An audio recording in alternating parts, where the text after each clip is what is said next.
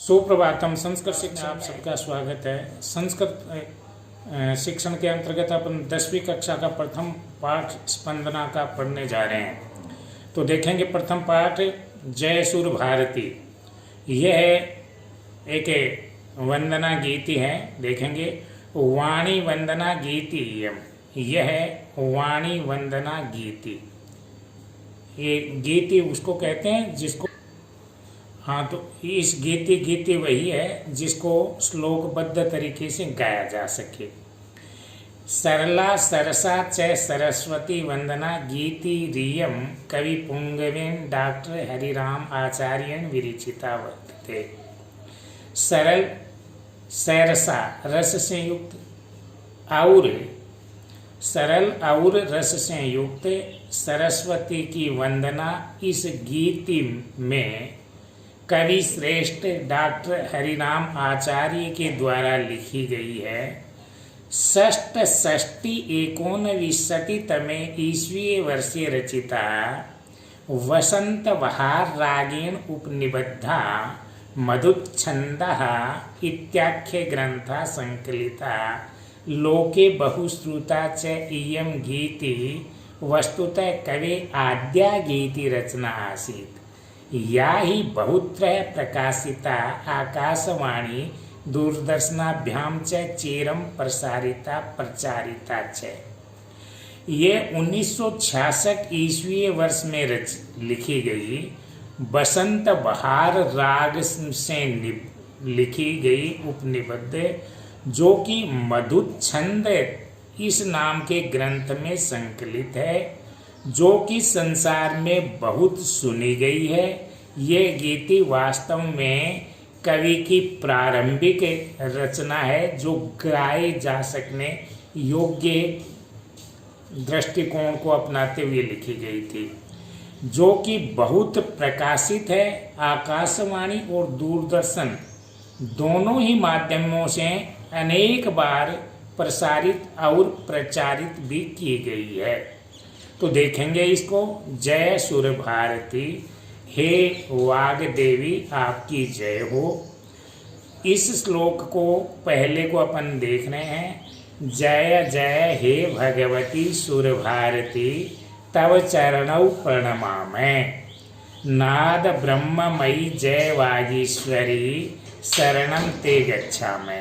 अपन ध्यान देंगे तो पाएंगे ये जो श्लोक होते हैं उनको कवि छंदबद्ध तरीके से लिखते हैं। तो इसको अपन सरल तरीके से समझने के लिए इसका अन्वय करते हैं। अन्वय में क्या होता है, कर्ता क्रिया कर्म या फिर विशेषण विशेष्य हो तो वो एक क्रम में रखे जाते हैं, जिनसे हिंदी अर्थ या संस्कृत व्याख्या सरल तरीके से बनती है। इसलिए श्लोक के साथ अन्वय करना अत्यावश्यक है। उसी के आधार पर परीक्षा में अंक प्राप्त होते हैं। तो अन्वय देखेंगे।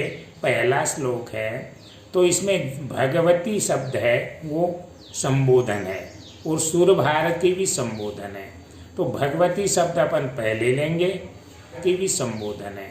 तो भगवती शब्द अपन पहले लेंगे तो क्या हो जाएगा, हे भगवती, फिर सुर भारती।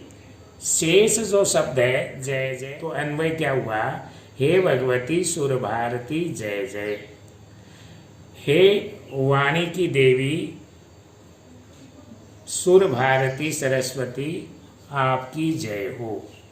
हम उसके बाद आगे अगला तव चरणौ प्रणमामि, वयम तव चरणौ प्रणमामि, ये क्रम से रह जाएगा। हम सब आपके या तुम्हारे चरणों का में प्रणाम करते हैं। हम आपके या तव शब्द तुम्हारे के लिए प्रयुक्त है, लेकिन देव पूजनीय शब्द रखने के लिए आपके भी रख सकते हो आप। हम तुम्हारे या आपके चरणों में प्रणाम करते हैं। तो ये हो जाएगा इसका। अब आगे वाली पंक्ति में देखेंगे, नाद ब्रह्ममयी जय वागीश्वरी शरणम ते गच्छामि। इसका देखेंगे तो नाद ब्रह्ममयी पहला आ गया, फिर संबोधन के लिए हे जो कि पंक्ति में नहीं है, लेकिन अभिष्ट अर्थ करने के लिए ये प्राप्त किया जा रहा है।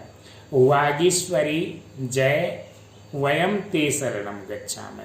तो इसमें नाद यानी शब्द, ब्रह्ममयी यानी ब्रह्मयुक्त, शब्द ब्रह्मयुक्त हे वाणी की स्वामिनी आपकी जय हो, हम आपकी शरण में जाते हैं।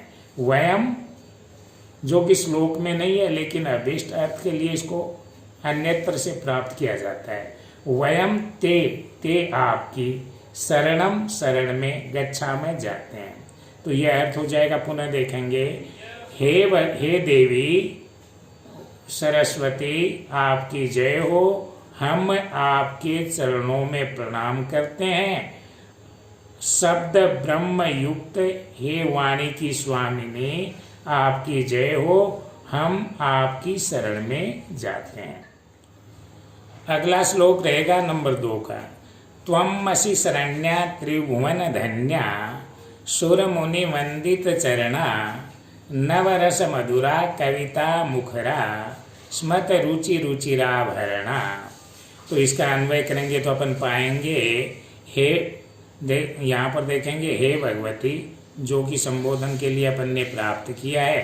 फिर पहला शब्द है त्वम और असी, त्वमसि है तो केवल संधि के नियम से त्वम ले लेंगे और असी को छोड़ देंगे, वो उसको बाद में देखेंगे। तो क्या हो जाएगा, त्वम शरण्या, हे देवी त्वम शरण्या, हम आपकी शरण में हैं। त्रिभुवन धन्या, आप तीनों लोकों में वंदनीय धन्य हैं। सुर मुनि वंदित चरणा, देवताओं के द्वारा, मुनि ऋषि मुनियों के द्वारा आपके चरणों की वंदना की गई है।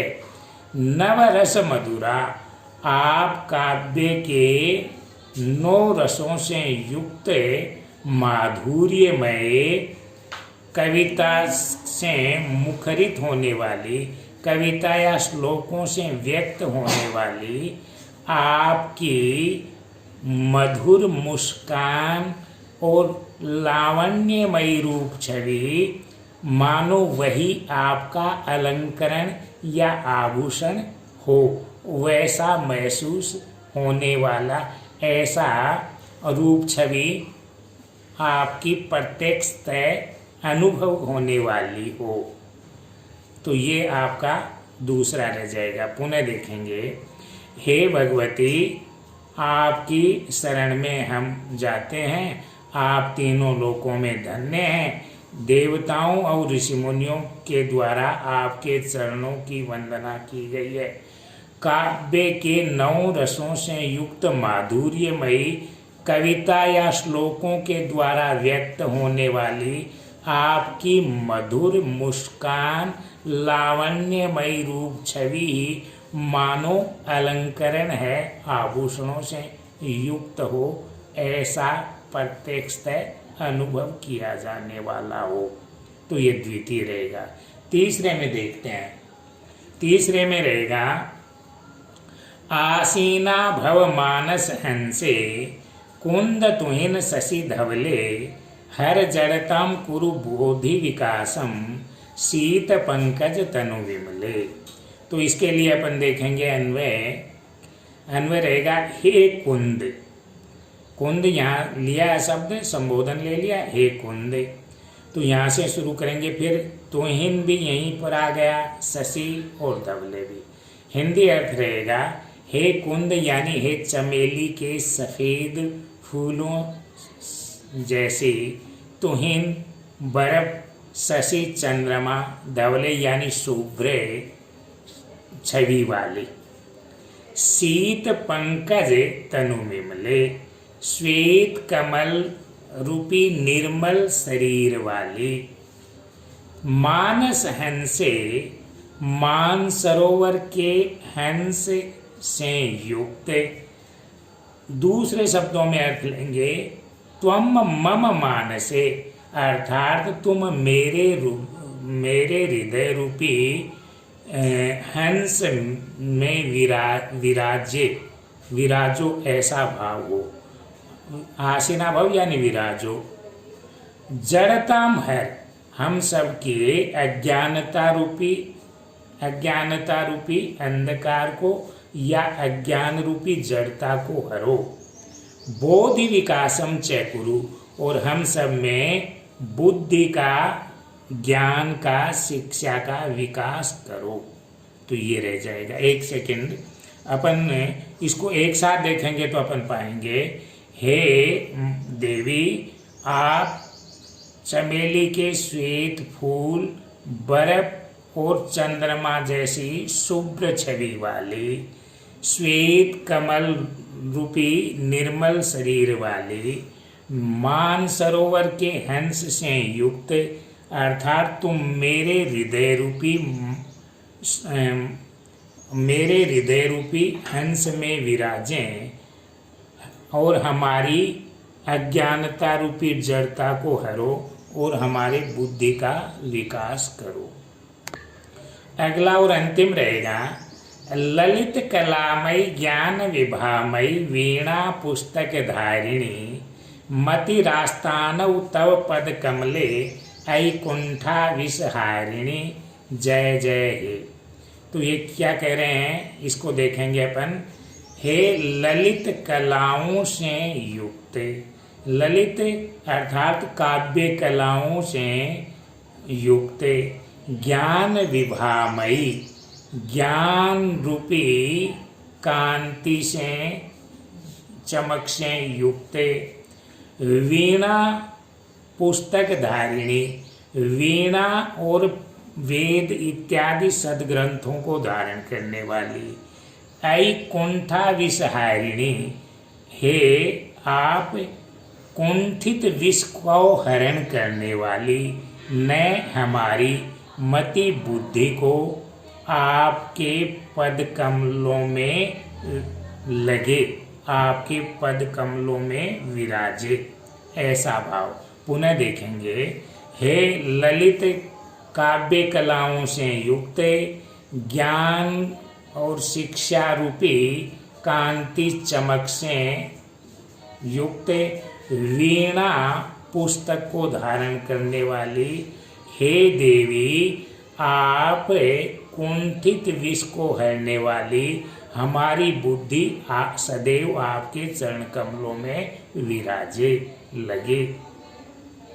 तो ये ध्यान से आप पढ़ेंगे, समझेंगे, अन्वय के अनुसार तैयार करेंगे, समझ जाएगा तो निश्चित रूप से आप उत्साह से एकदम से सराबोर हो जाएंगे और उत्साह के साथ इसको जाने, समझे, सब्सक्राइब करें, लाइक करें। धन्यवाद।